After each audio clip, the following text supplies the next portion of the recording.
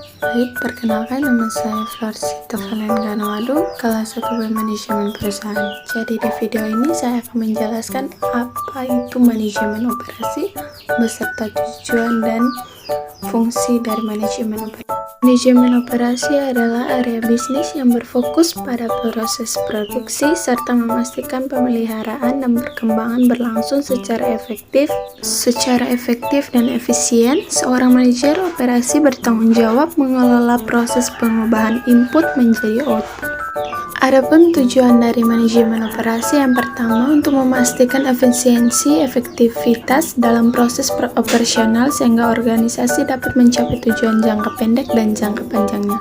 Yang kedua, meningkatkan kualitas produk atau layanan.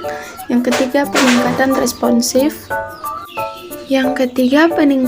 responsif terhadap perubahan pasar. Manajemen operasional perlu responsif terhadap perubahan dalam permintaan pasar, perubahan tren, dan perubahan lingkungan bisnis. Yang keempat, meningkatkan keamanan dan keselamatan kerja. Keselamatan dan kesehatan kerja adalah prioritas dalam manajemen operasional. Yang kelima, inovasi dan perbaikan berkelanjutan. Manajemen operasional juga mencakup tujuan untuk merangsang inovasi dan perbaikan berkelanjutan dalam proses dan produk. Fungsi dari manajemen operasi adalah perencanaan. Perencanaan tahapan ini dimulai dari menentukan jenis produksi, barang dan jasa, serta waktu yang tepat untuk memasarkannya, termasuk di dalam merencanakan sumber daya dan fasilitas yang digunakan membuat sebuah produk. Yang kedua, pengorganisasian. Jumlah dan jenis sumber daya manusia perlu ditentukan demi kelancaran suatu kegiatan produksi, artinya dalam pengorganisasian. Yang ketiga, penelaahan. Selanjutnya, tahapan penelaahan meliputi seluruh kegiatan. Yang keempat, pengawasan.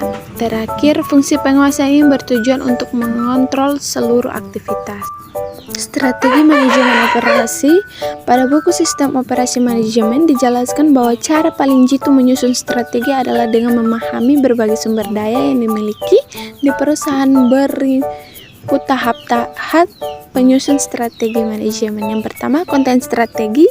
Kedua, rancangan proses. Yang ketiga, inovasi. Yang keempat, penggunaan data. Yang kelima, manajemen supply chain.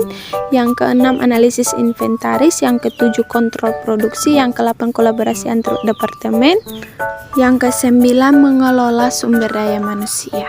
Kesimpulan dari materi ini adalah setelah memahami penjelasan sebelumnya, dapat diambil kesimpulan bahwa manajemen operasi adalah sistem yang cukup penting dalam perusahaan. Jadi keefektifan dan efisiensi manajemen operasi berdampak besar pada perusahaan. Sistem pada manajemen ini memiliki peran untuk membuat produk yang dihasilkan sesuai dengan keinginan.